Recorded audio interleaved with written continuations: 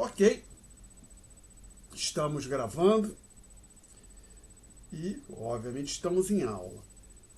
Então, nós estávamos no tópico 5 e nós discutimos isso aqui, essa parte aqui, da reforma monetária, neutralidade monetária, que a reforma monetária seria neutra. E aí nós vamos entrar na página 4. Página 4. Velocidade e equação quantitativa. Então, a expressão de número 2 é a já falada, falamos já neste tópico, equação quantitativa, que relaciona a quantidade de moeda, velocidade de circulação de moeda, com produto real e índice de preço. Então, isso aqui, esse termo todo, P vezes Y, é igual ao PIB nominal. Y é o PIB real, P é um indicador de preço. Consequentemente, você pode isolar o V, escrever, chegar na expressão 3, e eu já tinha falado aqui também, o V é calculado como resíduo, ou seja, você olha, pega o PIB nominal, o IBGE disponibiliza, um indicador de quantidade de moeda, que o Banco Central disponibiliza, divide um pelo outro e se obtém o valor do V. Aí eu menciono o seguinte, esse V, a velocidade da moeda, é relativamente estável ao longo do tempo. Tá? Aí eu peço para o aluno fazer o seguinte, considere a expressão 3, que eu vou escrever no quadro, mas antes de escrever no quadro, eu preciso abrir o quadro, é o software que eu uso como quadro, né? Ainda bem que existe esse recurso. Sem ele, não sei como teria atravessado a pandemia. Então, a expressão 3 diz que V é igual ao PIB nominal, que é igual a P vezes Y, dividido por M. Aí, o que eu digo aqui no item 1? A velocidade da moeda é relativamente estável ao longo do tempo. Item 2. Considere a equação 3. Suponha que no longo prazo y seja determinado por fatores reais. Acho que deveria ser mais preciso, peço que aqui vocês coloquem, além de determinado por fatores reais, que seja constante. Tá? Que o y é constante. Ou outra maneira de dizer, que o y é determinado por fatores reais e esses fatores reais não se modificam, logo o y é constante. Supõe também que o V é constante. Então a fração P sobre M será constante. Por quê? Você pode reescrever a 3 desse jeito, evidentemente.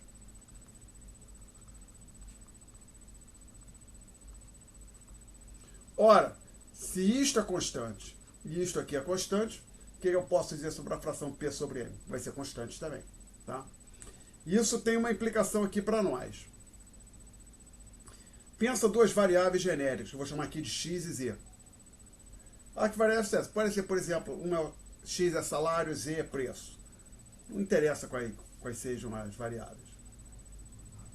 Aí vamos acompanhar a evolução da razão entre o x e o z ao longo do tempo. Aí, penso que essas duas variáveis somente assumem valores positivos, como boa parte das variáveis econômicas.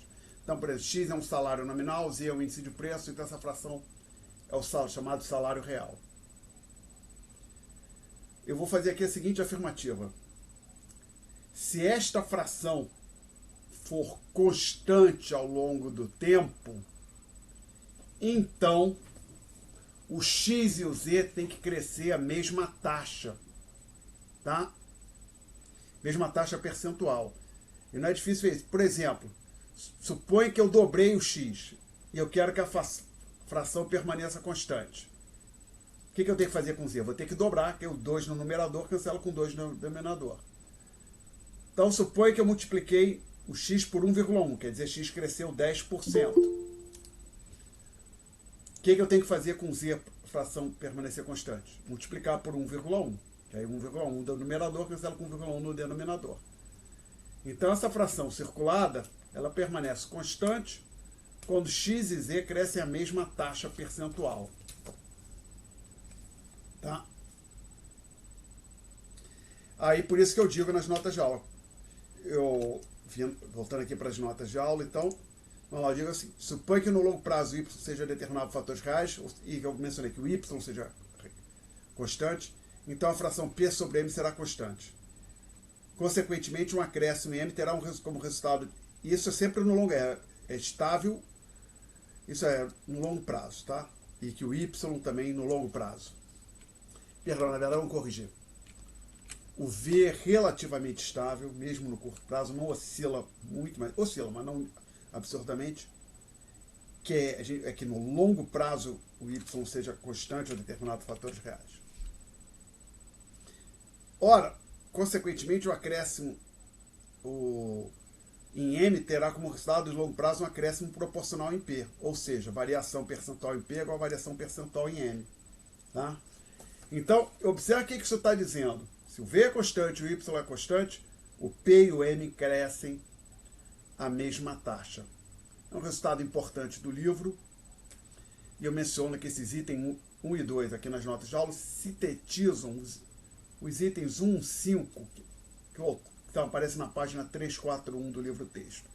Depois os senhores podem ler, dar uma olhada no livro e ver exatamente o que o nosso autor também falou, mas, como diz, acho que isso aqui sintetiza a discussão contida nos itens 1 e 5. Então vamos lá, vamos ver que coisa. Vamos olhar mais um pouco esse resultado, que o P e o M crescem a mesma taxa percentual. A gente já tinha desde que o V e o Y sejam constantes, a gente já tinha esse resultado aqui, de outra forma, com essa expressão 1 aqui, ó, que eu vou escrever lá no quadro.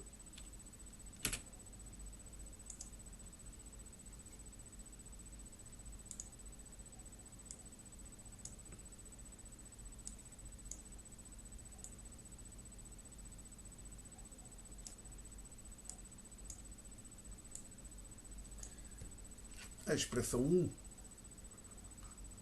ela diz que a variação percentual em P é igual à variação percentual no M, menos a variação percentual em Y. Na verdade é até aproximado, tá?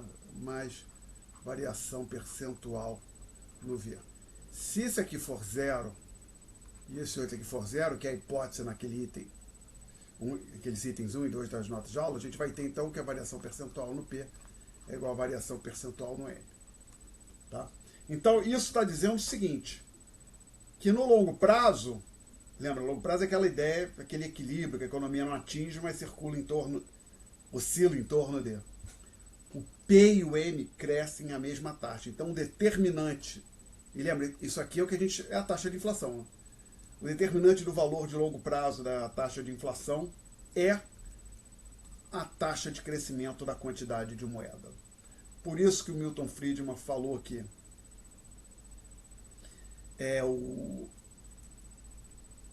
inflação é sempre em todo lugar um fenômeno monetário. A gente pode avançar mais um pouquinho aqui, até observar o seguinte, usar essa expressão 1, e vou lembrar que isso aqui a gente vem durante o curso usando a letra π para denotar a taxa de inflação. Vou eliminar o aproximados a só igualdade. Vou escrever desse jeito aqui.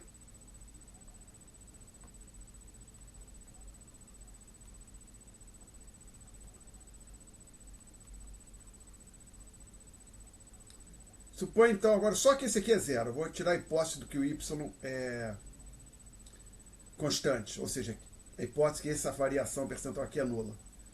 Então a gente tem que a taxa de inflação é igual a taxa de crescimento do M menos a taxa de crescimento do Y.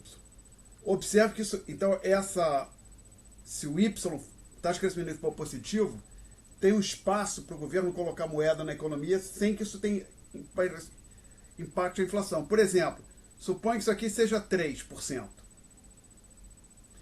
Se o governo deixar a moeda crescer justamente 3%, qual vai ser o valor da taxa de inflação? Zero. Tá? E esse é um resultado importante também. O fato das economias, lembra, naquela discussão, nos itens 1 e 2, o autor assumiu por simplicidade, estou falando aqui, que o Y é constante, ou seja, que a taxa de crescimento do Y é zero. Mas no longo prazo o PIB tende a crescer. Quase todos os países do mundo o PIB tem uma tendência de crescimento. Então e vamos pensar, quando uma economia começa a crescer, o PIB vai crescendo, as pessoas naturalmente tendem a carregar, você lembra, a expressão que os economistas usam para falar da quantidade de moeda que as pessoas retêm, tende a carregar mais moeda. Então se a economia cresce 1, 2%, a grosso modo as pessoas vão carregar mais 1, 2% de moeda. Então esse crescimento da economia, isso só para um entendedor eu estou assumindo implicitamente que um parâmetro, a elasticidade de renda da moeda é igual a 1, quando eu disse que PIB cresce 2%, as pessoas vão carregar mais 2% de moeda. É uma boa simplificação aqui para a nossa discussão. Então, eu penso, o PIB crescendo 2%, o governo pode fazer a quantidade de moeda crescer 2% sem que isso pressione os preços. Tá? Então, o mero crescimento da economia permite ao governo colocar mais moeda na economia sem que isso pressione os preços. Tá? Agora, evidentemente, mesmo com a economia crescendo, se o governo chegar aqui e surtar e colocar, por exemplo, 15% de moeda a mais, o que vai acontecer aqui? 12% de inflação. Né? Alguma pergunta até aqui? Não? Ok. E lembrando, se alguém fizer uma pergunta no chat e eu não responder, por favor, abre o microfone, levanta a mão. E se ainda assim eu não responder, por favor, abre o microfone e faz a pergunta. Que às vezes eu não reparo que alguma coisa, surgiu um comentário, uma dúvida no chat. Então vamos voltar aqui. Alguns comentários adicionais sobre a teoria quantitativa da moeda. A gente já falou, acho que todos esses pontos aqui a gente já falou, mas vamos então agora falar no local, no momento que eu tinha separado aqui nas notas de aula. A teoria quantitativa da moeda foi um dos pilares da teoria macroeconômica até a década de 30, ou seja, antes da Grande Depressão. Aí o Keynes, como eu já falei, chegou e disse, olha, isso está errado. Tá? E ponto importante para a teoria quantitativa da moeda, uma hipótese importante, é que o V seja constante. Porque, pensa assim, se o V oscilar muito, se você, por exemplo, vamos colocar assim, deixa eu apagar o quadro e voltar a escrever aqui. Lembra, o nosso objetivo, a ideia da teoria quantitativa por trás da teoria quantitativa da moeda é ser também uma teoria para determinação do nível de preço. Quer dizer, o que vai acontecer com o nível, com os preços?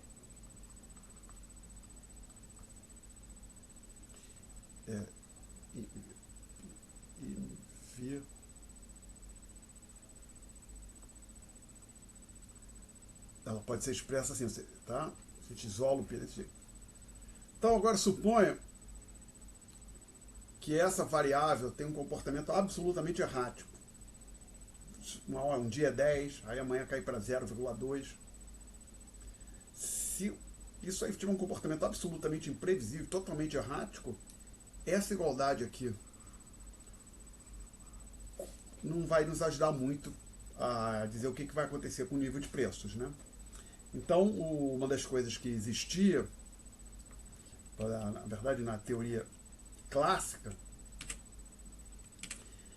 na verdade, se eu agora permito escrever isso de outro jeito, então assim, botar mv e 1 sobre y aqui, a ideia era o seguinte, isto aqui é constante, existe aquilo que nós já falamos, a dicotomia entre variáveis nominais e monetárias, então o governo podia mexer com M, isso aqui não impacta o Y, e o Y era determinado por outras variáveis totalmente fora do controle do governo.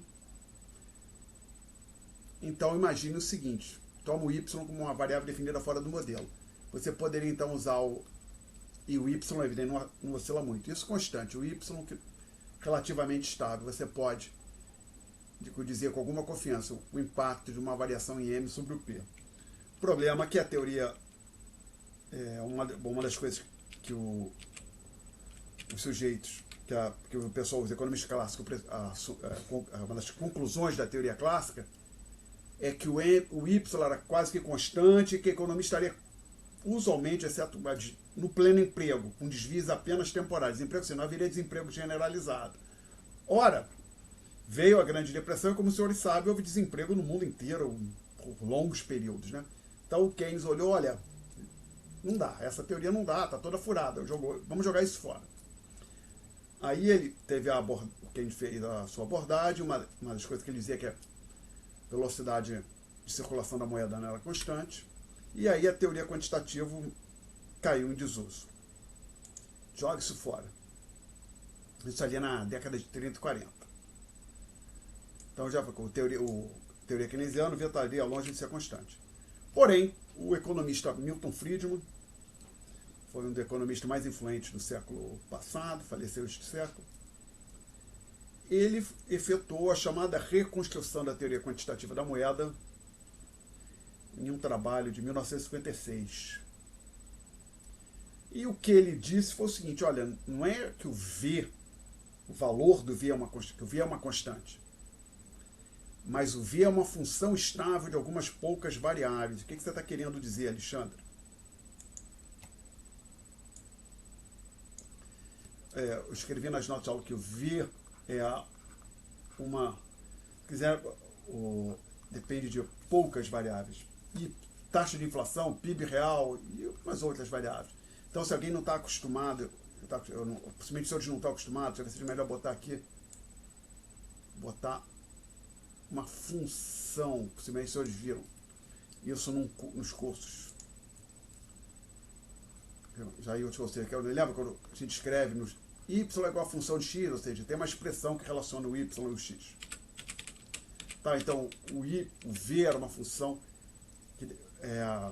que depende de outras variáveis, é uma função estável. Por exemplo, de forma bem simples, v é alguma coisa tipo a mais b vezes π mais czinho vezes y mais... Tá? Bem simples, não necessariamente linear, como eu coloquei aqui, poderia ter logaritmo, potências, mas algo bem simples. Então, o argumento do Milton Friedman é o seguinte, o V não precisa, o valor do V não precisa ser constante. A ideia é que a função é estável, ou seja, esses parâmetros aqui, A, o A, o B e o C, eles são constantes. Porém, quando o π variar, o y variar, o v muda de valor também, tá? Mas na hora que você tem que o v depende de algumas variáveis econômicas de acordo com uma relação estável, ou seja, onde esses parâmetros aqui são A, B e C são constantes, você pode ter as mesmas conclusões ou conclusões similares a que os economistas clássicos tinham, particularmente para a determinação do nível de preços. Então, o que aconteceu é que aí houve a teoria quantitativa voltou a ser usada, mas chegou-se à conclusão é que ela é, no máximo, uma descrição porque acontece no longo prazo. Não pode uma descrição para que aconteça a todo e qualquer instante, todo e qualquer momento da economia. Perguntas? Não? Ninguém protestou, então eu vou em frente.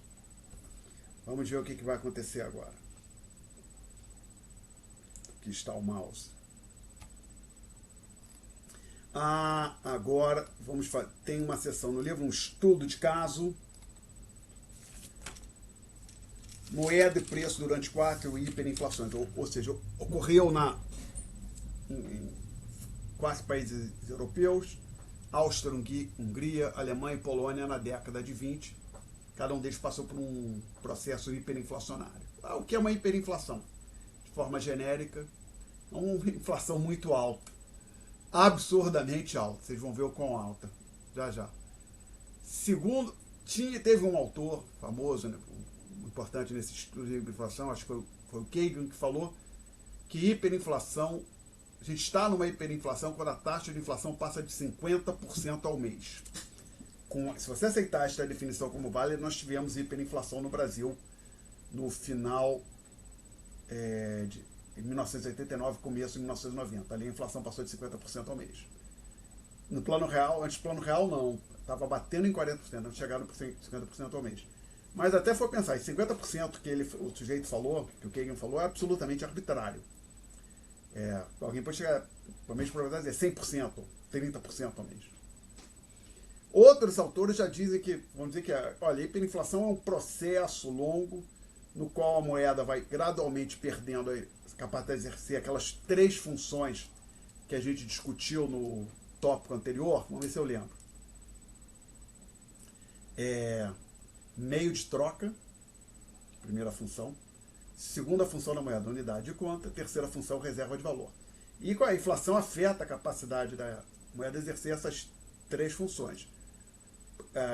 Quando a inflação surge, e se ela começar a ficar muito alta, a moeda não pode funcionar muito bem com reserva de valor, porque quando você guarda a moeda para gastar daqui a um mês, 2, a inflação corrói aquele poder de compra. Se a inflação for muito alta, então corrói muito o poder de compra daquela moeda que você guardou na gaveta, deixou parada na conta corrente. Unidade de conta é que se a inflação também começa a ficar muito alta, qual é o sentido de você comparar, por exemplo, R$100 em janeiro com R$100 em julho? A inflação é muito alta, se a inflação é baixa, você pode comparar R$100 em janeiro com R$100 em julho.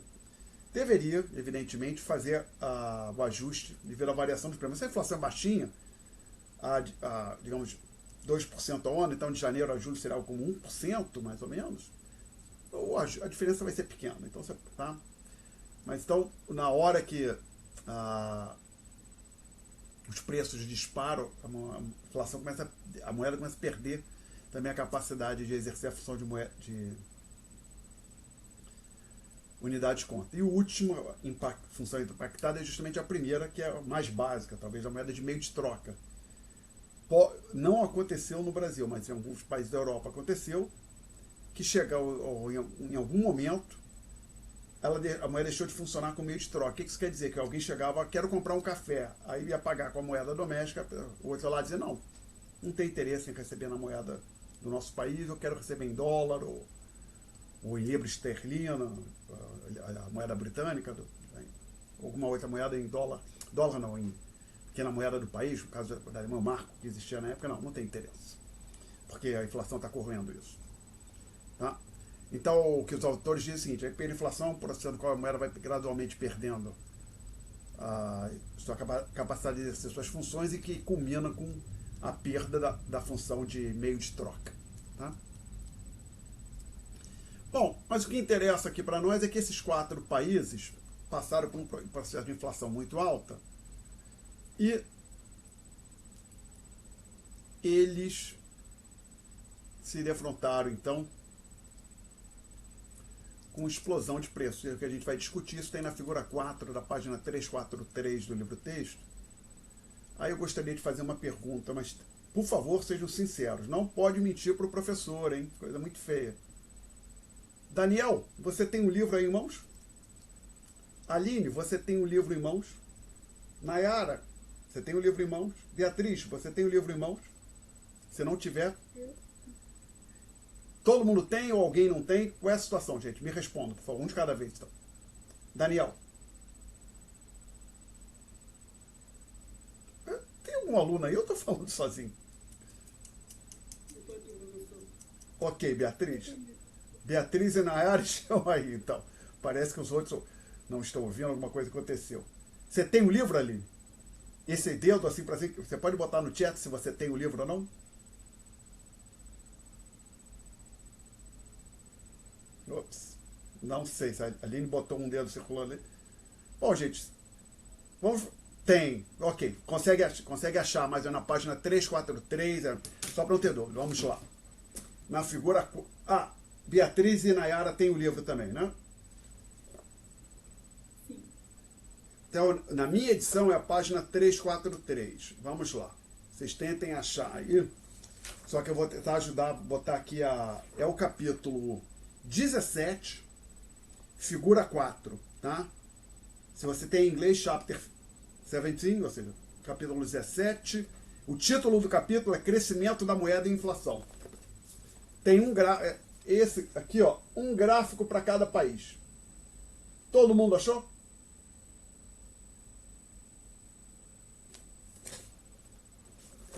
Todo mundo tem esse material em mãos aí?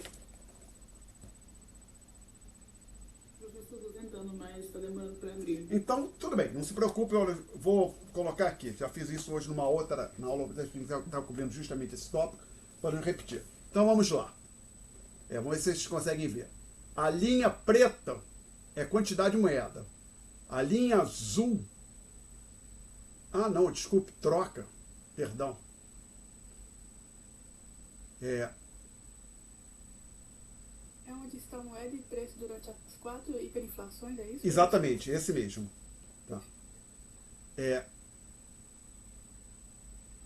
Oferta... Não, tá certo.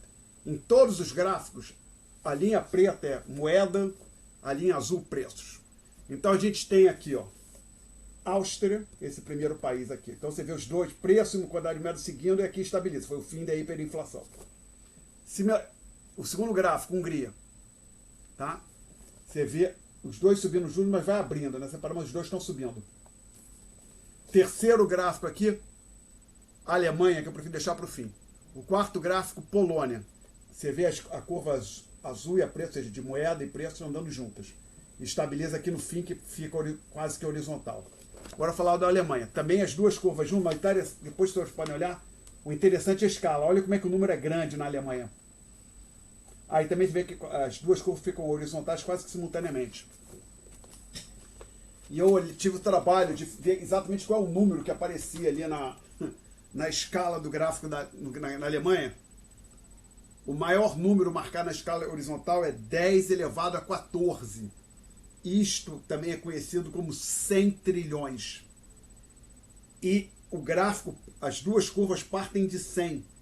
Então isso quer dizer o seguinte, senhores. O nível de preços passou em janeiro, em 1921, o nível de preços era 100, o índice de preço era 100 na Alemanha. No final de 1923, chegando em 1924, o índice de preços era igual a 100 trilhões quase. Estava na faixa de 100 trilhões, um pouco mais, um pouco menos. Os preços realmente dispararam na Alemanha. Foi muito mais forte do que o que nós tivemos aqui no Brasil, que já não foi brincadeira. Tá? Então depois os senhores podem ler essa sessão, dar uma olhadinha nesse gráfico. Agora, o interessante, que a gente vai falar disso provavelmente ainda hoje, lembre que a gente começou este tópico discutindo este gráfico aqui.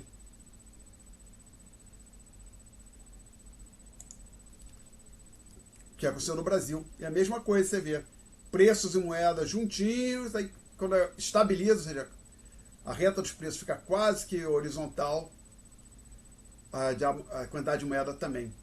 Tá? Similar ao que aconteceu na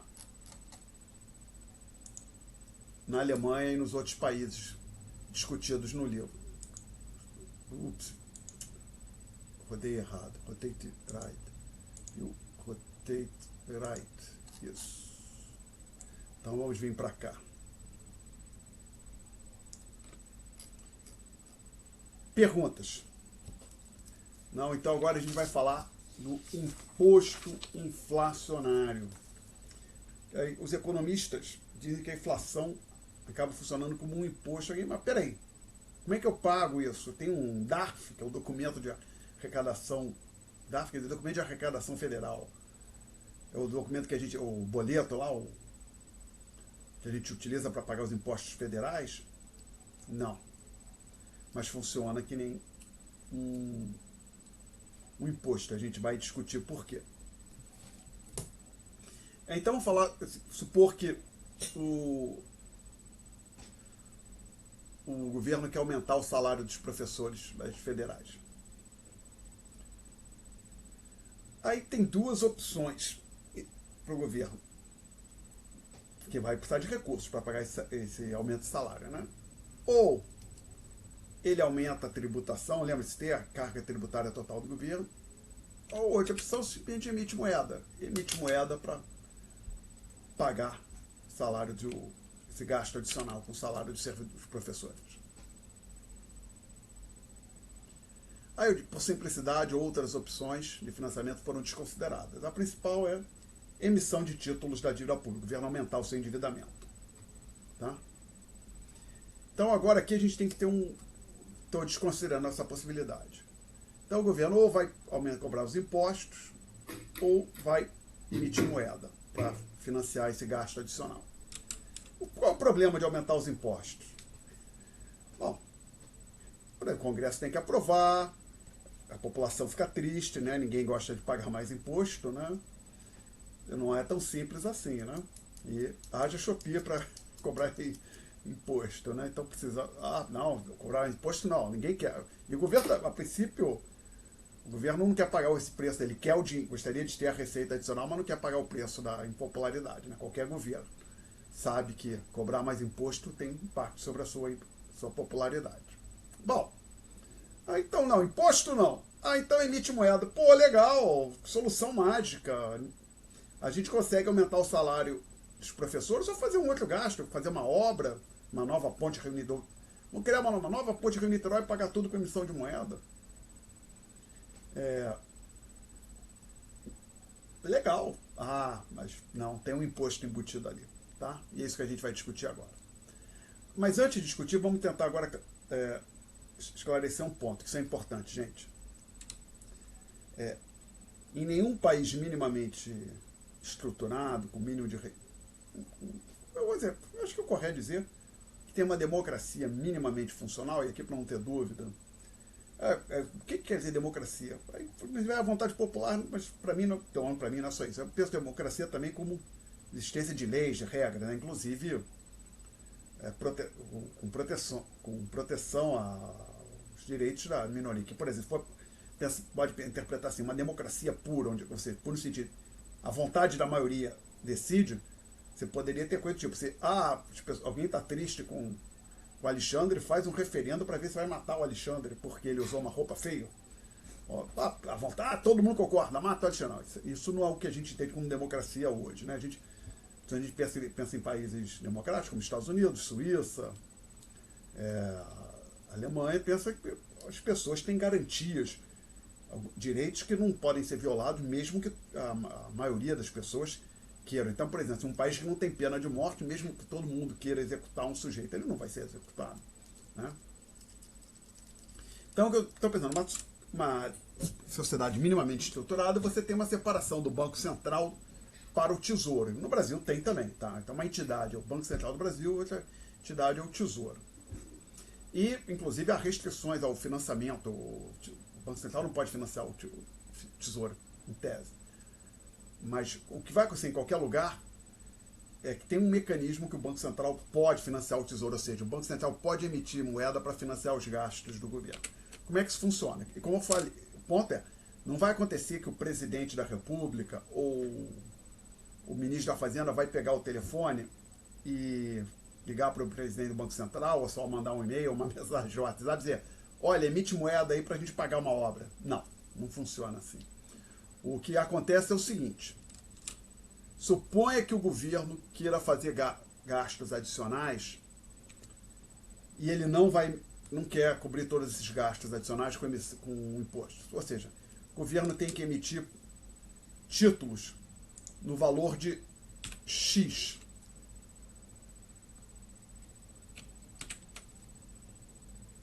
Deixa eu trocar.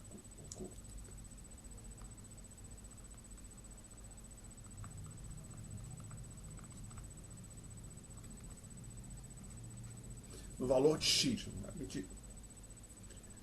Digamos, 10 bilhões de reais, que seja. Aí isso funciona da seguinte forma. O Banco Central é quem coloca os títulos, leva os títulos para o mercado, que oferece para os bancos, para os demais agentes econômicos. Tá?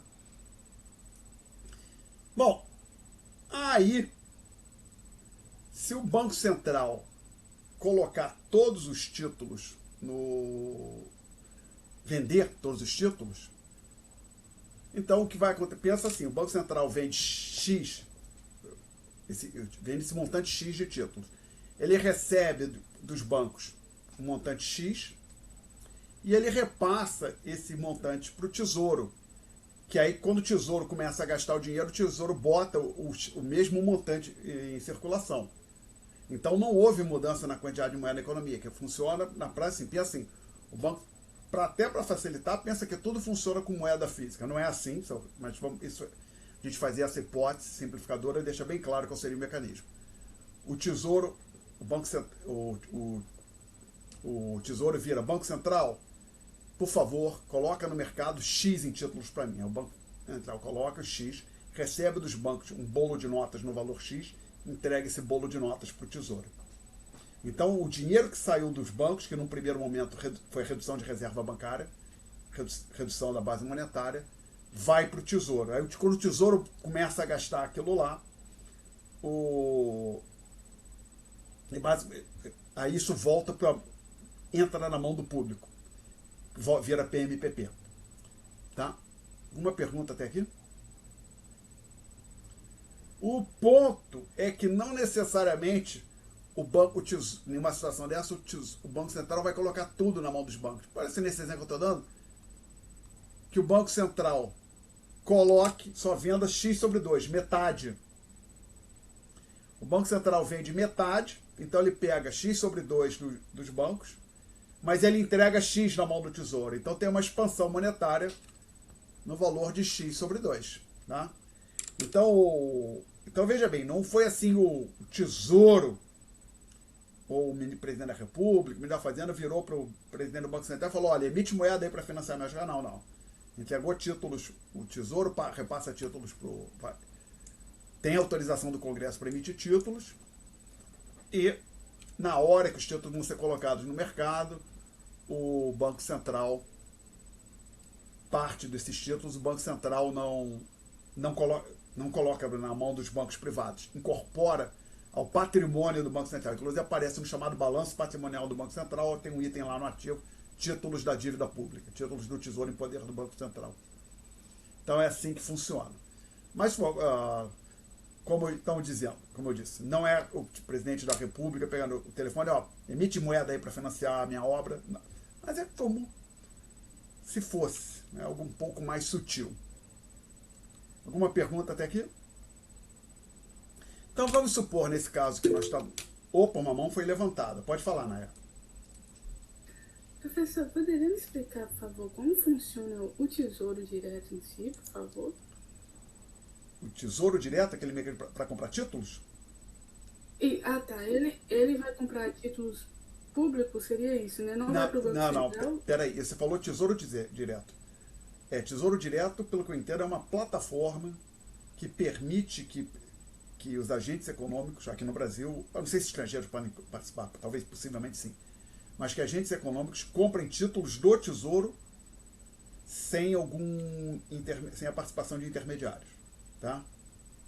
Por exemplo, pensa assim, se não existisse Tesouro Direto, para alguém comprar título do Tesouro teria que ter um intermediário financeiro, um banco, uma corretora, eu quero comprar títulos. Ou outra maneira, que é bastante comum, é comprar cotas de fundo de renda fixa, que é os fundos compram os títulos. Então, Tesouro Direto, que foi a expressão que você falou, é isso, é uma plataforma que permite que as pessoas comprem títulos do Tesouro de maneira direta, sem ter um intermediário financeiro, tá? Eu respondi. Isso é, agora, que tem uma entidade chamada Tesouro Nacional, que é quem cuida quem cuida dos recursos financeiros do governo federal. Pode dizer, o Tesouro Nacional é o caixa do Tesouro Federal, tá? Quem a entidade que basicamente vai efetuar os pagamentos e os recebimentos do governo. E vai também estar encarregado de colocar os títulos, ou emitir títulos, monitorar a dívida pública, assim vai. Eu respondi, Nayara? Respondeu, obrigada, professor. Nada. Bom, então, vamos supor que o governo vai financiar por emissão monetária. Aí eu menciono o seguinte, que tem esse tal imposto inflacionário, ele é pago pelos detentores da base monetária.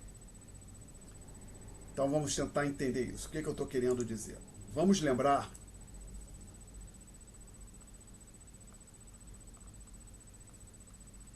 que a base monetária é dada por isso aqui. Isto aqui não rende juros, isso aqui também não. Não tem nenhuma proteção contra a inflação. Então, a ideia do imposto inflacionário é a seguinte, a gente vai formalizar isso depois. Formalizar assim, vamos fazer umas continhas simples e ver que matematicamente aparece lá exatamente como um imposto, esse tal imposto inflacionário. Na hora que o nível de preços sobe, por exemplo, que as pessoas vão dormir com... Cada indivíduo, o Brasil vai dormir com R$100 na carteira, ou sob a forma de PMPP. Suponha que o nível de preços dobra. Aquele R$100 perdeu metade do seu poder de compra. O imposto inflacionário está associado a isso, a perda de poder de compra da moeda que estava na mão dos agentes econômicos em decorrência da elevação do índice de preços. Então, agora, os bancos comerciais também perdem, porque isso aqui também não rende juros. Então, as reservas que os bancos têm também são corroídas, o poder de compra delas também é corroído pela inflação. Contudo, tem um truque aqui. Quando você olha para o M1, vamos lembrar o M1, que é isso aqui, mais dever, depósito à vista, e o depósito à vista não é corrigido também, então vou pensar, o público não bancário, quando o nível de preços sobe, ele perde poder de compra por aqui e por aqui também. Isso aqui é como se eles perdem para o governo central, para o Banco Central, que é quem emite o PMPP. Isso aqui o público não bancário perde para os bancos comerciais, que são os emitentes dos depósitos à vista. Então você diz, então a gente paga imposto para os bancos. Então, só para não haver dúvida, o usual é que a palavra imposto esteja associada a pagamentos sem a contrapartida de serviço feitos, ou que você é obrigado, que tem como nome diz imposto, é uma imposição, a fazer ao governo, né? Seja, no caso do Brasil, seja esse governo federal, estadual ou municipal. Você não... Então, se eu tenho que... por exemplo, teve reunião aqui no condomínio do prédio que eu moro para aumentar a cota de condominial, absurdo, você é obrigado a pagar, mas isso não é imposto. Tá? É pagamento que eu faço aqui no meu condomínio, num posto de gasolina, isso não é imposto. Então, o que os economistas dizem é o seguinte, essa perda de recursos, em termos reais, que os agentes têm, porque eles carregarem depósito à vista, agentes não bancários, né? A gente chama de transferência, alguns autores chamam de transferência inflacionária. Então, e lembrando, agora o último comentário é que isto aqui usualmente é maior, mas necessariamente o dever é maior ou igual que a reserva bancária. Então, o que acontece é que os bancos ganham em cima dessa diferença aqui. Que basicamente, eles perdem, quando a inflação faz com que eles tenham uma perda em cima das reservas bancárias, porém eles têm um ganho em cima do depósito à vista. O ganho efetivo deles é em cima da diferença. No caso, o limite do dever ser igual à reserva bancária, então o banco não tem os bancos não ganham nem perdem. Tá?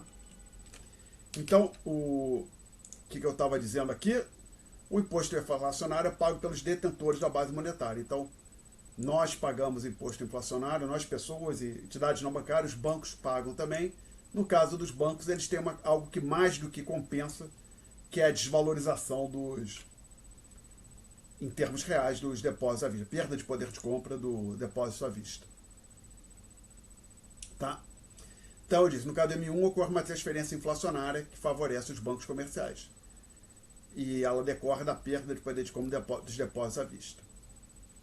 Um outro ponto importante, senhores, também, para entender essa relação inflação e hiperinflação, déficit fiscal, é que todas, não houve exceção, hiperinflações da história ocorreram na presença de déficits fiscais. Tá? Então, o que estava acontecendo? Por trás de toda a hiperinflação, tinha um governo com déficit se financiando por meio da emissão de moeda. Então, isso até a pergunta da Nayara no final da aula passada sobre a Argentina, não é correto dizer que a Argentina está com uma hiperinflação. Então, quando eu falei que ele está pouco mais do que 100% ao ano agora, enquanto um autor, o Keynes, tinha falado que tinha que ser 50% ao mês. Não, a Argentina está com inflação bem alta, mas aquilo não... Acho que nenhum economista vai dizer que aquilo é hiperinflação, tá? mas ela tem déficit fiscal. O problema da Argentina é que ela está se financiando com a emissão de moeda. Ok? Alguma pergunta até aqui, gente? Então agora eu vou tentar justificar o meu uso da palavra imposto. Tem uma matemática aqui, ó, essa aqui, que pode parecer meio assustadora, senhores, mas eu vou fazer devagarzinho no quadro, espero que fique bem claro. Então vamos lá. Então, com comentários e passos adicionais que não tem nas notas de aula. Então, vou desenvolver aqui no quadro e vou discutir com detalhes isso. Suponham que um governo vai se financiar por meio de emissão monetária. Então, na data zero, a base monetária é este M subscrito zero, lembra? A diferença entre M subscrito zero e M zero, tá? Então, quer dizer, esse M subscrito zero é o que eu estou querendo dizer assim, que é a base monetária na data zero, na situação, data inicial. O M1 é o valor da base monetária um passo à frente. E aí eu estou aqui, por simplicidade, assumindo que a emissão essa variação no M, esse delta M, variação na base monetária, aconteceu só para financiar os gastos do governo. Então, se o governo teve gastos de 100 bilhões financiados com emissão de moeda, esse M1 menos M0 é igual a 100 bilhões. Alguma pergunta até aqui? Não? Mas observem, senhores, que essa diferença que está ali no quadro está mensurada em valores monetários, 100 bilhões de reais, por exemplo. Aí, eu vou agora dividir isto aqui pelo índice de preço na data 1. Então, a ideia é o seguinte, existiu uma certa quantidade de moeda, criou-se uma quantidade de moeda adicional, que foi entregue para o governo, e o governo gastou na data 1. Então, o que o governo conseguiu comprar, ou ganhou em termos de poder de compra, ou em termos reais, foi essa fração aqui. O delta M dividido pelo índice de preços da data 1. Eu estou pressupando que o governo vai gastar o dinheiro na data 1. Tá? Você pode até... vamos deixar assim, o governo vai gastar o dinheiro ali na data 1. De maneira mais simples de pensar. Alguma pergunta até aqui, gente? Então, essa fração, a gente vai precisar dela o tempo inteiro daqui para frente. Essa fração está dizendo o que o governo, financiamento, o ganho em termos reais, falando em poder de compra, que o governo teve devido à emissão monetária. Aí, eu vou reescrever essa fração desse jeito aqui. Eu vou escrever, primeiro, vou separar os dois termos em duas frações distintas.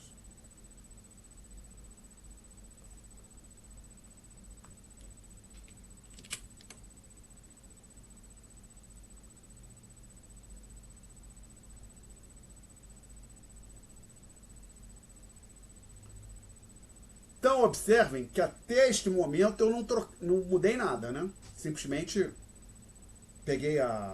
separei tinha uma diferença no numerador, eu transformei isso numa diferença de duas frações.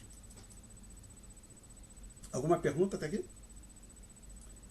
Aí agora eu vou fazer o seguinte, eu vou subtrair aqui este senhor. E, ao mesmo tempo, eu vou somá-lo.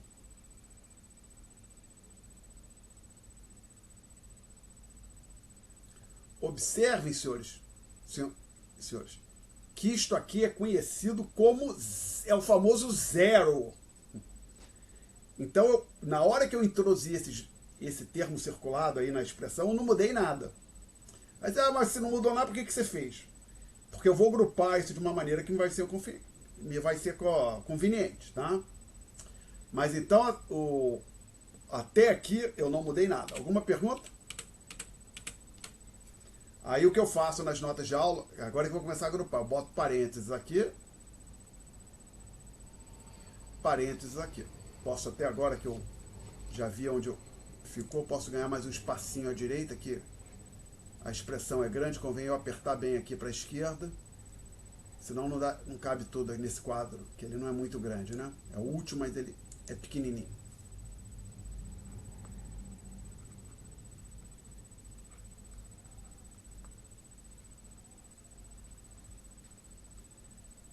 Aí o que eu faço? Eu simplesmente reproduzo esses dois primeiros termos aqui, essa diferença que aparece entre parênteses.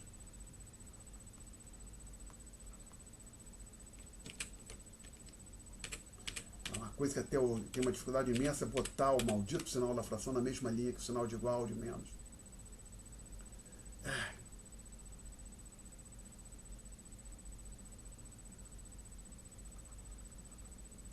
Mas nesse quadro.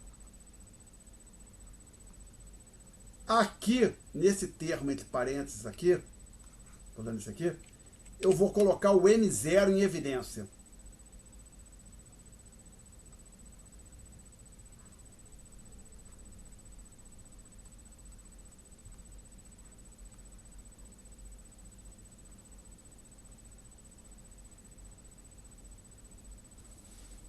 Tá? Isso aparece também nas notas de aula. Então essa primeira linha aqui do quadro é idêntica a essa primeira linha aqui. Então, é idêntica, que tem nas notas de aula. Essa seta dupla que lê-se implica. Ou seja, se esta linha é verdade, eu posso escrever o que está na próxima linha. Vou continuar aqui. Então eu simplesmente reproduzo o lado esquerdo, essa fração aqui.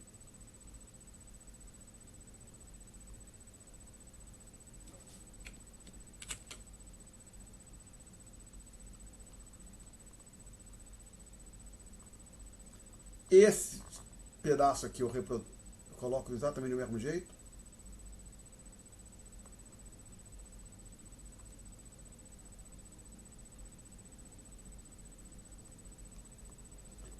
Estes sujeitinhos aqui, que estão entre parênteses, eu vou reduzir ao mínimo denominador comum.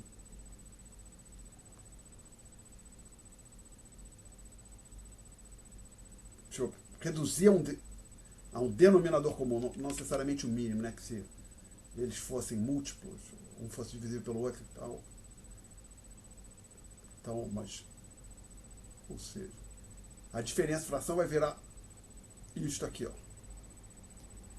Desculpa, deixar esse ponto claro. Fazer com cuidado aqui. P1 sobre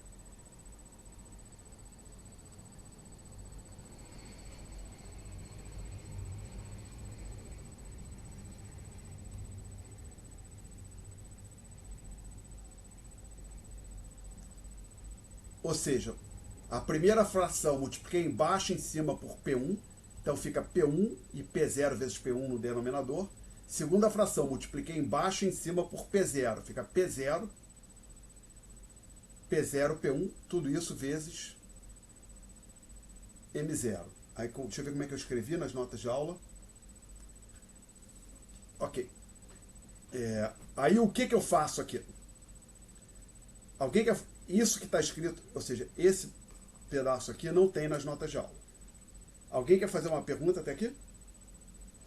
Aí o que eu faço? Agora observa o seguinte, que tem um P1 aqui embaixo.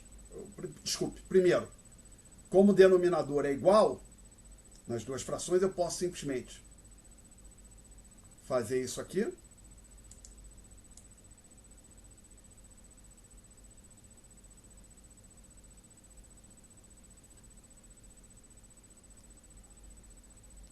O sinal de menos aparece aqui.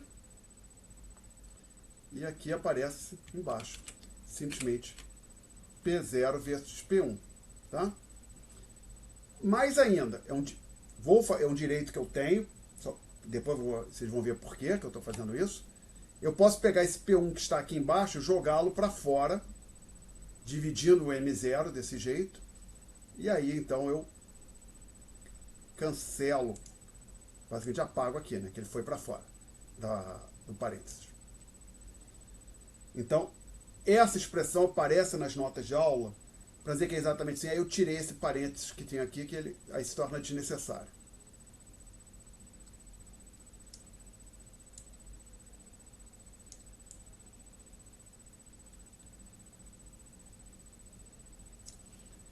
tá? E aí, eu peço a atenção dos senhores para este termo aqui, que inclusive foi questão de prova.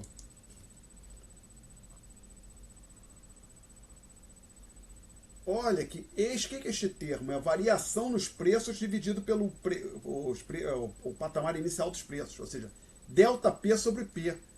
Ora, nós temos um nome para isso, uma letra π, que é a taxa de inflação. Então, o que a gente conclui? Que M1 menos M0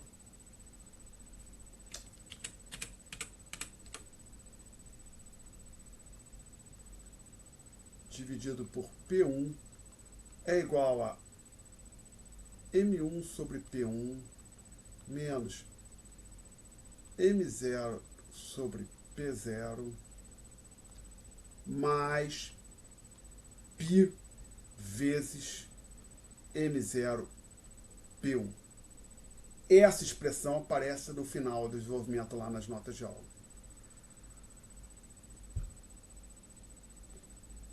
Perguntas? Ninguém protestou, então eu vou assumir que todo mundo, ninguém tem dúvida sobre o desenvolvimento. Agora eu vou apagar o quadro, vou voltar para as notas de aula. Agora eu quero essa expressão aqui bem grande. Por que ela é tão grande assim? Eu quero colá-la lá no quadro. Então eu vou ter que dar aqui um print screen, que voltar para 200%. Mas acho que até 250 fica razoável. Só um minutinho. Zoom to 250. Que acho que era o que a gente vinha usando. Só um minutinho. Eu vi que tem uma pergunta. Para eu não me perder aqui. Ctrl V. Ok. Colei o que eu quero aqui. Aí a Beatriz quer fazer uma pergunta. Fala, Beatriz. Professor, onde é que surge o P0 no final? No final não, no divisor. Você diz aqui, nesse passo? Então deixa eu ver uma coisa, peraí. Deixa eu ver se eu consigo voltar aqui. Nesse aqui, Ctrl Z. Em que passo mais ou menos seria a sua dúvida? Na primeira linha, na segunda ou na última? Seria, na verdade seria desde o início, porque tem o P1 no início e aí do nada surge o P0 e aí eu não entendi de onde é que ele sai. Tá. Vamos lá. Eu vou... Observe o seguinte. Teve um truque aqui. É natural que haja essa dúvida. Um truque aí que é... Observe o seguinte. Eu vou marcar... Vou ter que usar cores aqui. Observe que isso que eu marquei em verde é justamente isso aqui, tá? Ok? E agora eu vou marcar em verde outro termo.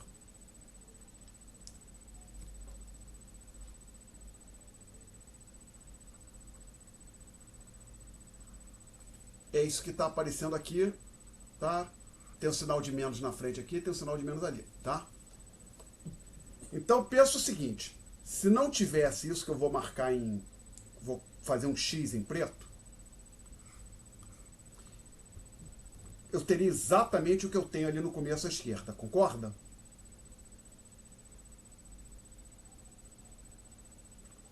Consegue ver, Beatriz? Sim. Tá. Uhum. Ok. Agora, olha, você concordou. Agora, vou marcar, agora ao invés de um X, vou fazer assim. O que é isso? É menos uma fração mais a mesma fração. Isto aqui em preto é igual a zero. Tá? Então, de fato, isso aqui do lado, tudo isso aqui, essa fração é igual a toda essa expressão aqui.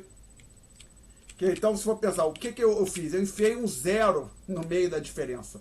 Basicamente, eu disse assim, A menos B, eu disse A menos B. Você pode, isso implica, é igual a A menos X mais X menos B. Foi isso que eu fiz. Tá? Então, isso aqui é esse termo que apareceu ali. Ok? Então, mas por que você soma zero ali, que não faz diferença nenhuma? É que depois eu grupei os termos de uma maneira que foi conveniente. Eu somei ali o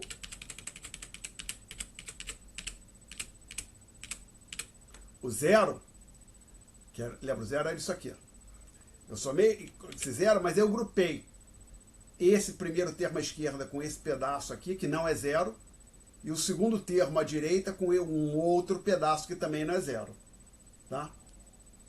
Eu grupei os termos de uma maneira que me foi conveniente para chegar nessa expressão aqui. Então, depois que eu fiz toda a aula, o que eu concluí? Que esse ΔM sobre P1 é igual a essa diferença aqui, mais esse outro termo. E agora eu vou interpretar essa última igualdade. Essa igualdade que eu quero interpretar, essa igualdade, tá? Ficou mais claro? Ficou assim. Tá. Então agora vamos voltar a tentar interpretar a igualdade. Permito só pegar aqui colocá-la copiada das notas de aula, que aí fica mais bonito, né? Muito melhor que a minha caligrafia, evidentemente. Que já não é muito boa na aula real. Aqui nesse quadro virtual fica ainda pior. Então é esta expressão aqui que eu quero interpretar e discutir. Depois que a gente chega a essa expressão nas notas de aula, eu digo o seguinte, que o termo π vezes M0P1, ou seja, esse pedaço aqui, corresponde ao imposto inflacionário. Agora eu vou tentar convencer os senhores disso. Aí, a gente também, não é o foco da discussão, mas também a gente vai interpretar esse outro pedaço aqui, ó. Ops, que eu apaguei. Esse pedaço que a gente também vai interpretar, essa diferença. Então, primeiro eu vou focar nisso aqui, que eu estou dizendo, esse aqui, que eu vou marcar, deixa eu marcar em verde. O termo marcado em verde é o imposto inflacionário. Por quê? Vamos lá. Vou tentar dar aqui um exemplo. Suponha que eu tenha que existe seja cobrado um imposto de 10% sobre uma renda de 2.000. Como é que a gente calcula o valor a ser pago? A gente faz a conta 0,1 vezes 2.000, que vai ser igual a 200. Tá legal? Uma pergunta até aqui? Suponha agora que exista um imposto de 50% para ser cobrado em cima de um valor de 10.000 reais. Qual é a conta que a gente faz? 0,5 vezes 10.000. Aí a pessoa vai pagar 5.000 de imposto. E, no caso genérico, existe uma alíquota tal. Tal é letra grega, é o equivalente do T para os gregos, tá? Então, ó, isso aqui é uma letra grega tal. E é um valor monetário incide em cima de um valor X. Qual vai ser o imposto a ser pago? Vai ser tal vezes X, né? Ok? Ó, perdão, aqui deixa eu colocar aqui 100 vezes tal, né? Então, se tal é 0, aqui nesse caso, tal era 0,1 vezes 100 virou 10%, tá? Então, agora peço que os senhores observem essa fórmula aqui. Ela te dá o imposto que vai ser pago. Agora observe que ela tem dois termos aqui.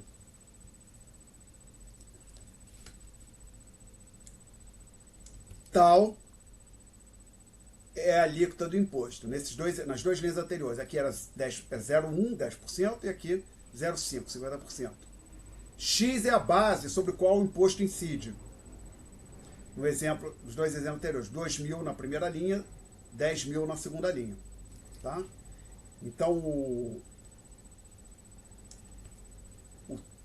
tal, que está marcado em vermelho, é a alíquota, e o X é a base sobre qual o imposto incide. Tá? Alguma pergunta até aqui?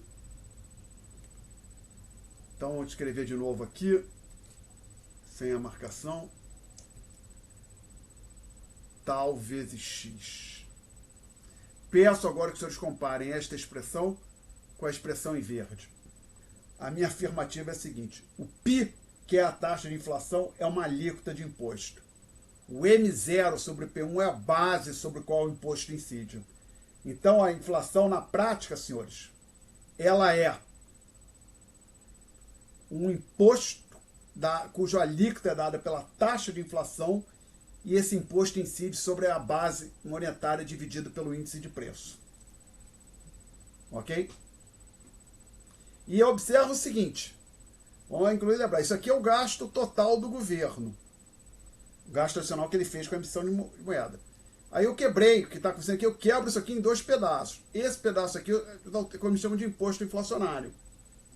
Mas não é só isso que tem ali. Tem esse outro pedaço aqui. Esse outro pedaço, o que a gente tem ali? O M1 sobre P1 menos M0 sobre P0. Aí, lembrando, já falei aqui, os economistas utilizam a expressão carregar. A quantidade de moeda que as pessoas carregam ou retêm. A tradução literal em inglês seria cash people hold, hold seria retém, mas o português usa carregar. Então, observe o seguinte, pode até acontecer, olhando para a primeira linha, aqui ou seja, para essa expressão aqui, do PI, suponha que o PI é zero, não houve inflação, então esse termo em verde zero. Mas ainda assim, talvez o governo consiga se financiar com a emissão de moeda. Por quê? Porque as pessoas, dizer que o M sobre P cresceu, isso aqui, está tudo na mesma data, 0, 0, em cada fração, né? 0, 0, MP na mesma data aqui, MP na mesma data, no caso 1, na outra fração. Esse termo aqui, vocês podem ver o seguinte, é o crescimento da quantidade real, ou seja, em poder de compra de moeda que as pessoas retêm. Tá? Então, se de repente as pessoas resolvem carregar em termos reais mais moeda, isso é bom para o governo, ele pode se financiar com isso, sem que isso necessariamente cause inflação. Como eu falei, você pode ter π igual a zero, aqui, então esse termo zeraria, e ainda assim o governo poderia se financiar com uma emissão de moeda. Ok? Perguntas? Perguntas? Então, espero ter convencido os senhores que, de fato, a inflação funciona exatamente como um imposto. É um imposto que incide sobre a base monetária. Tá? Perguntas? Vamos passar. Nayara quer fazer uma pergunta. Pode falar. Professor, só uma dúvida. Esse imposto inflacionário, então, seria uma forma de tirar um pouco de moeda de circulação do Não é tirar. O governo. Então, a primeira coisa, quando ele fala imposto, não é um imposto como imposto de renda ou outros produtos que têm que ser aprovados pelo Poder Legislativo, né? Que estão no orçamento do governo. Não. Ele funciona como imposto, mas é diferente, não é como imposto de renda, tá? Ou IPI, ou no caso de estadual ICMS, né? Mas funciona como um imposto. E não é porque retira a moeda de circulação. Para cobrar esse imposto, o governo tem que fazer com que os preços subam. E para puxar os preços para cima, ele tem que colocar moeda na economia. Então o truque que acontece aqui é o seguinte. O governo coloca moeda na economia, isso puxa os preços para cima. E essa elevação dos preços corrói o poder de compra da moeda que existia antes da última injeção que o governo fez. Tá legal? Então, o imposto inflacionário, o governo não cobra tirando moeda da economia. Para cobrar, entre aspas, o imposto inflacionário, para arrecadar dinheiro com o imposto inflacionário, o governo tem que colocar moeda na economia. Tá legal? Tá perfeito. Obrigada. Professor. Nada. Mais perguntas, gente? Bom, então essa discussão aqui acho que a gente encerrou. Vamos passar para o próximo tópico, que é o chamado efeito Fischer. E lembrando que a gente toma como ponto de partida para essa discussão essas expressões aqui que não estão relacionadas ao efeito Fischer. Vamos lembrar, em algum momento nesta disciplina a gente mencionou que a taxa nominal de juros, que é o R maiúsculo, se relaciona com a taxa real de juros, que é o R minúsculo, e com a taxa de inflação, que é o P, de acordo com esta fórmula. E que muitos livros textos utilizam a seguinte aproximação. Tá? Então, o efeito Fischer, aí o que eu vou trabalhar na discussão com essa expressão, eu vou tirar o sinal, vou colocar só com o sinal de igual.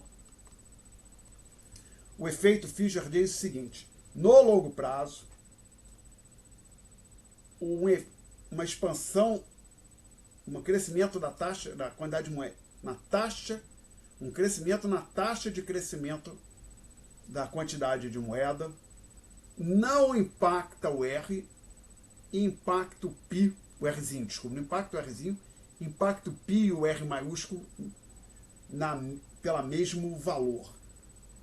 Vamos lá, primeira coisa que a gente tem que lembrar, tem uma expressão 1 nas notas de aula, onde ao invés de π está escrito variação percentual em P, mas vamos lembrar, isso é variação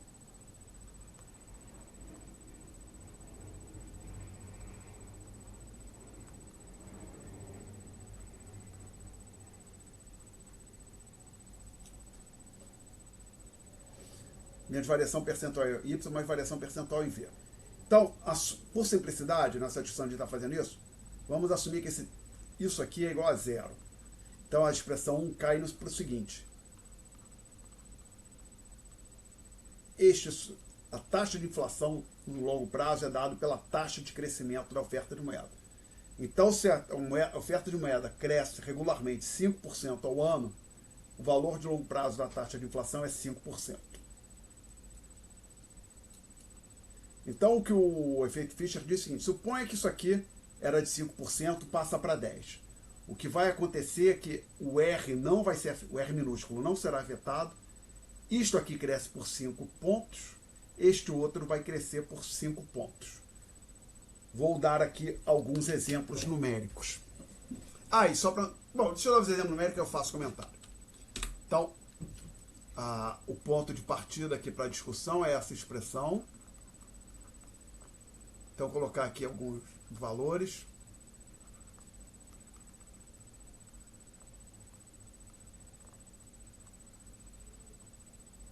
E lembrando que por trás da discussão tem a hipótese que a conclusão de que no longo prazo o π é dado pela taxa de crescimento da quantidade de moeda.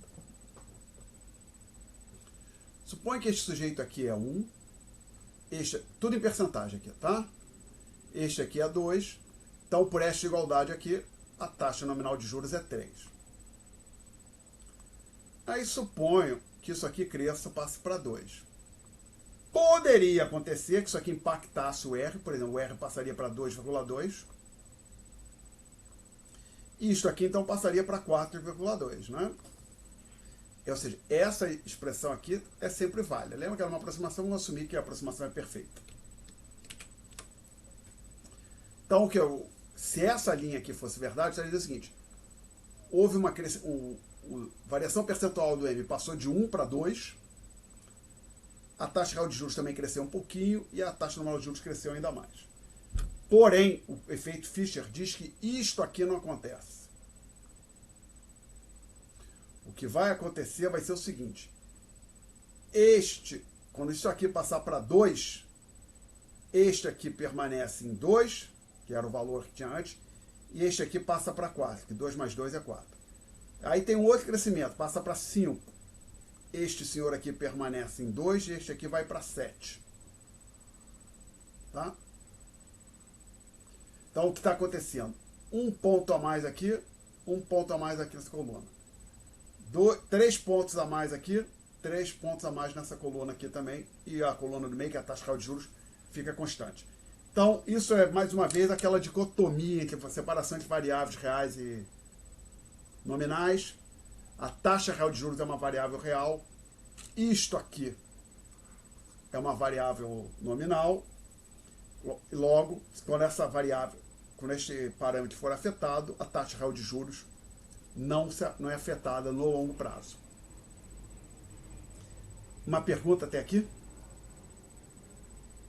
Não? Então eu digo aqui nas notas de aula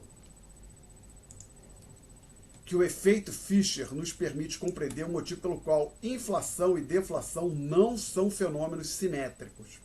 Existe uma simetria. Agora a gente pode ver isso com clareza. Mais uma vez, colocar aqui essa igualdade. Aí eu vou colocar, lembrando que aqui vai estar tudo em percentagem. Colocar aqui valores para o R. pro Rzinho e pro P.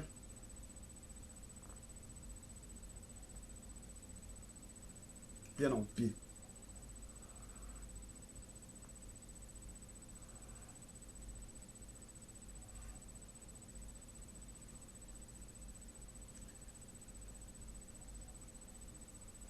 Vou colocar aqui o meu ponto de partida em preto.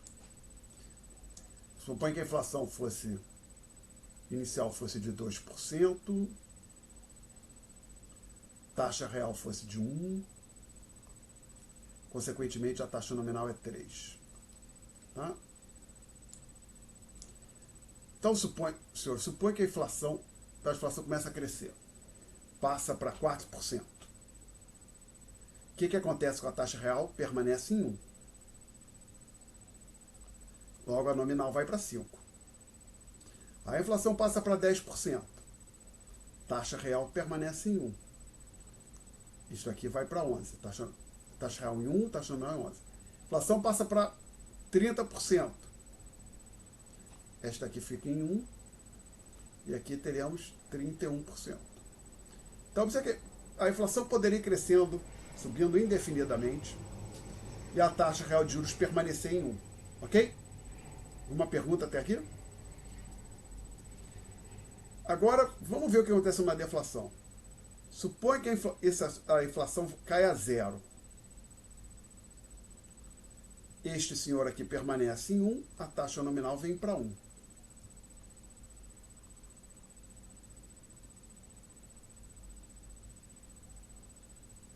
Supõe que a inflação cai mais um pouquinho, menos 1. Com a taxa real de 1, a taxa nominal vai ser 0.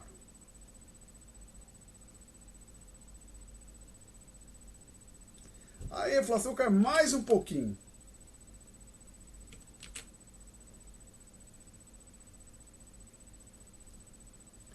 Menos 2.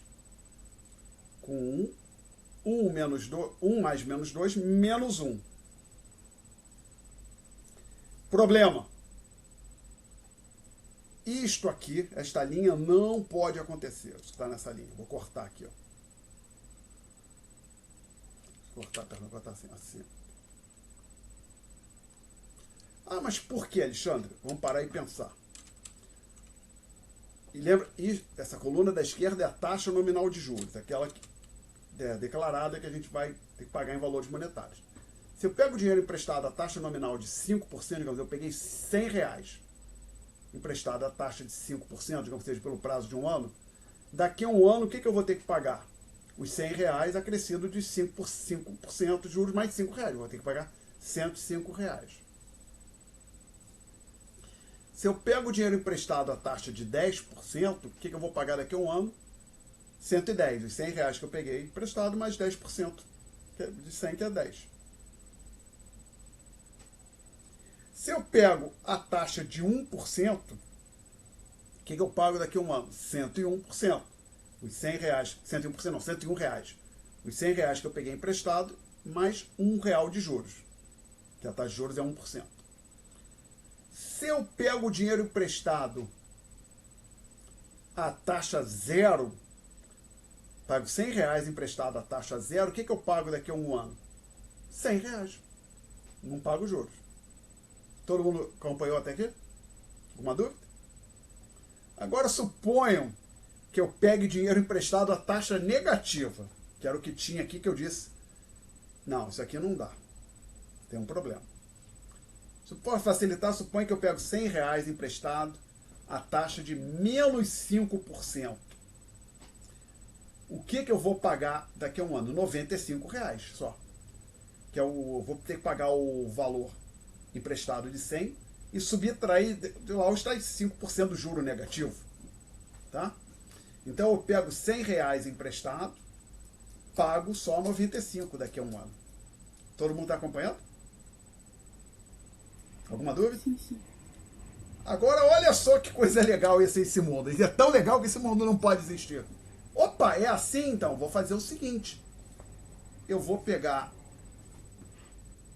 R$100 emprestado. Como daqui a um ano eu só pago 95, eu pego os R$100. guardo R$95 na gaveta, ou no cofre, ou escondido no colchão, ou dentro do travesseiro. Com os R$5, com os outros R$5 eu posso simplesmente tomar um café expresso. Eu tomei o meu café na praia, vou tomar meu café expresso de graça, né? Não é isso? Não é? Tomei café expresso de graça. Só que aí por que eu vou só tomar um café expresso? Eu vou fazer muito mais. Então, ao invés de pegar R$100 emprestado, eu vou pegar 100 milhões emprestado. Que aí, ao invés de ter só R$5 sobrando, eu vou ter 5 milhões sobrando. Pô, mas 5 milhões é pouco, né? Vou pegar muito mais dinheiro emprestado para ter muito... que coisa maravilhosa, eu posso comprar o que eu quiser. Posso me aposentar, não preciso mais trabalhar.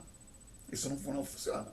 O ponto aqui da discussão é o seguinte: não é possível chegar numa situação onde a taxa de juros para todo mundo, taxa nominal de juros é negativa. Porque senão todo mundo ia pegar dinheiro emprestado e comprar o que bem entende. Isso não acontece. Que basicamente, para a taxa nominal de juros ser negativa, a gente estaria acabando com a escassez, né? Então isso não vai acontecer. Então o problema, vamos lá, olhar o que foi acontecendo aqui. Quando a gente vem nessa direção, a inflação foi subindo, a taxa real de juros ficou em 1%. Agora que quando a inflação começou a ficou negativa e foi ficando ainda mais negativa, continuou caindo, surgiu um problema aqui. Então, nesse caso aqui, o que aconteceria? Vou colocar mais umas linhas para baixo.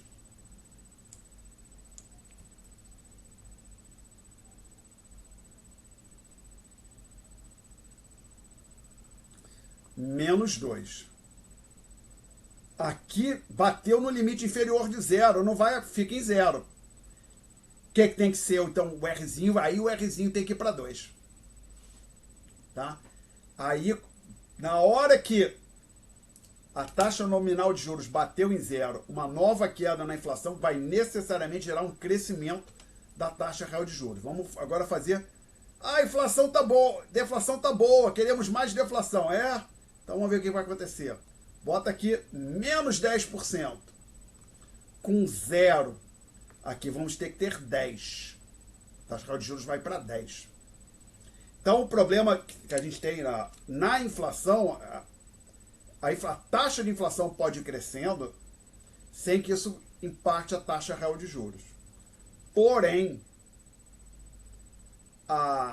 no caso de uma deflação, num primeiro momento, você pode ter deflação para pequenos valores da taxa, para pequenos valores do PIB, pequeno em valor absoluto, né? Próximo de 0, como aqui menos 1, você pode ter a deflação, mas depois, quando a inflação começa a cair, sem que isso impacte a taxa real de juros, pode ter deflação sem impactar a taxa real de juros.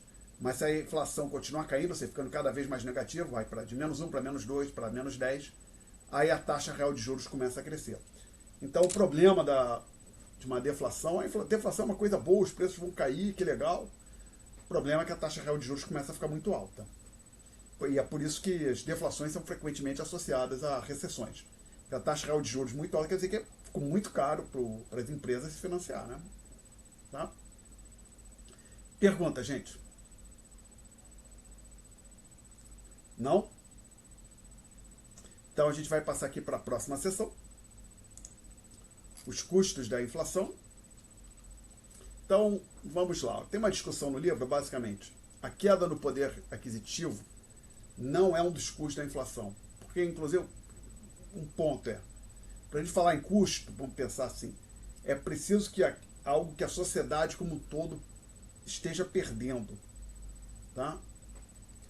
Esse é o ponto central. Então vamos pensar assim, se alguém pega R$100, tira R$100 da minha carteira e dá para uma outra pessoa, não, a sociedade teve um custo de R$100, não, ele perdeu 100 e o outro lado ganhou 100.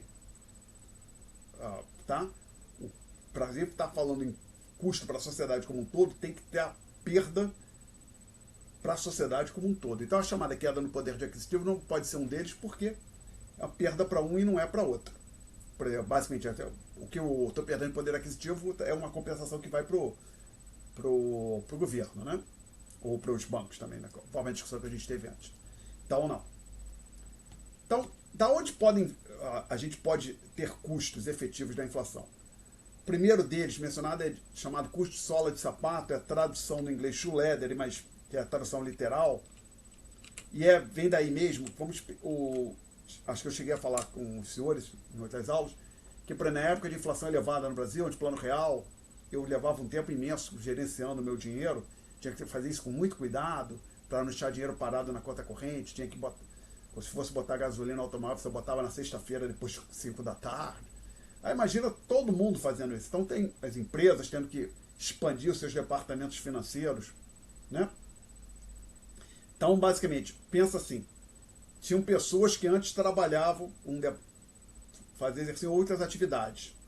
A inflação começa a subir, as empresas têm que, por exemplo, pessoas que estavam trabalhando como produzindo ou exercendo outras atividades, vão ter que parar de exercer essas atividades, na prática isso vai ser, e vão virar,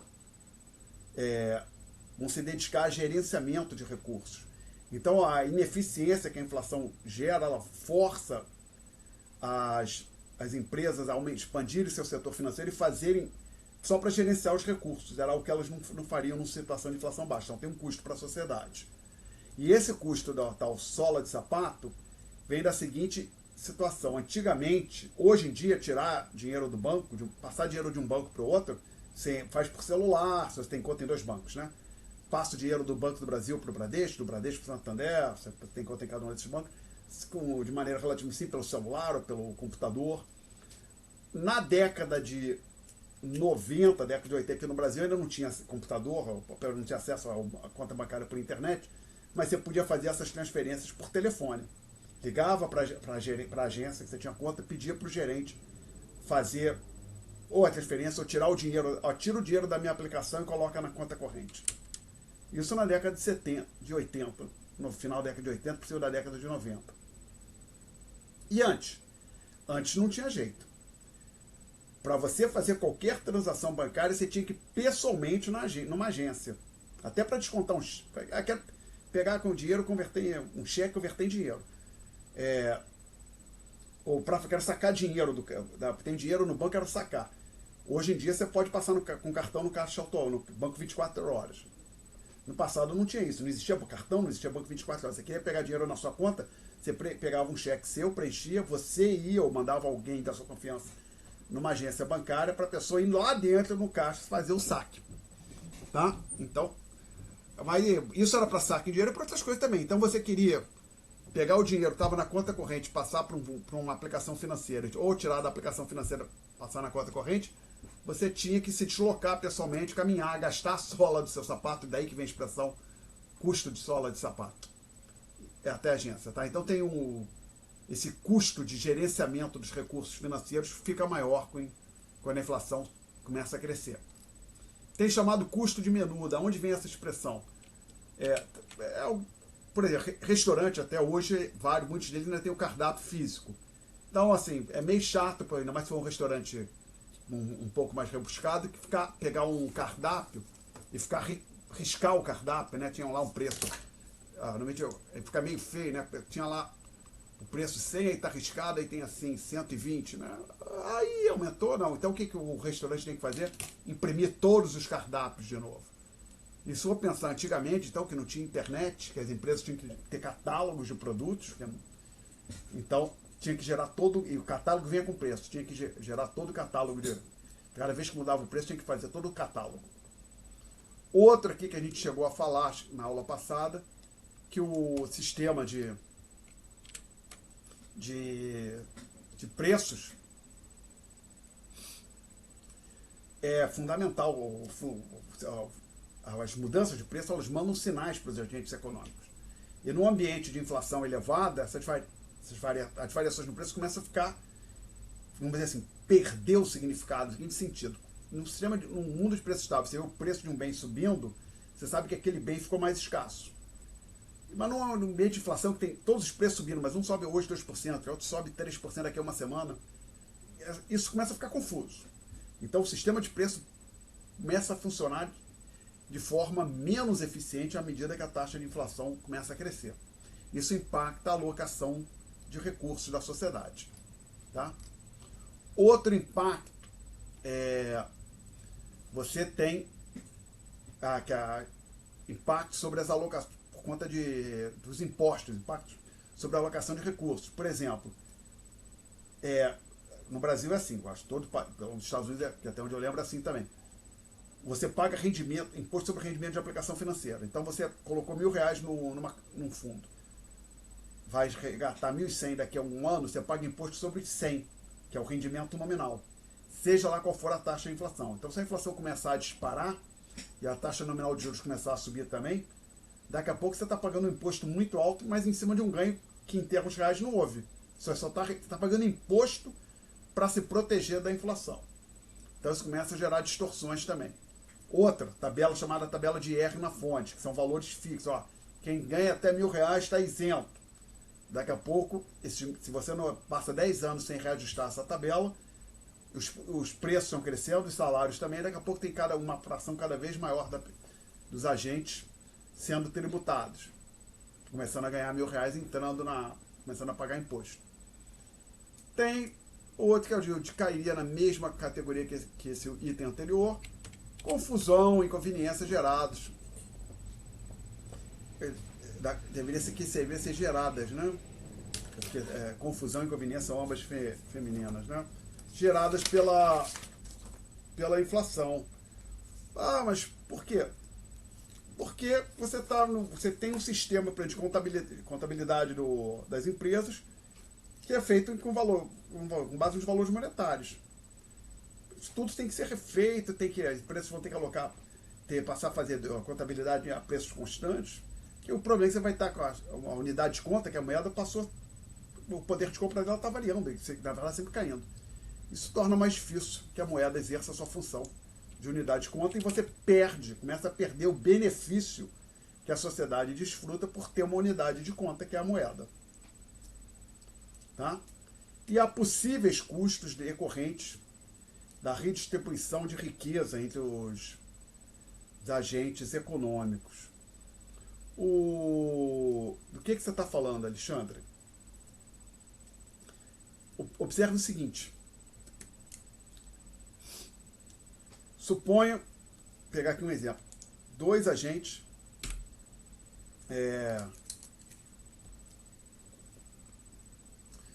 então um potencial inquilino, um inquilino e um proprietário vão firmar um contrato de aluguel de imóvel. Suponha aqui que o aqui para dizer de expectativa, esperada, tá? E de inquilino. O inquilino acredita que a inflação ao longo da vigência digamos que seja contrato de um ano, ao longo do próximo vai ser de 1%. Vamos botar um valor um pouco mais alto, 5%.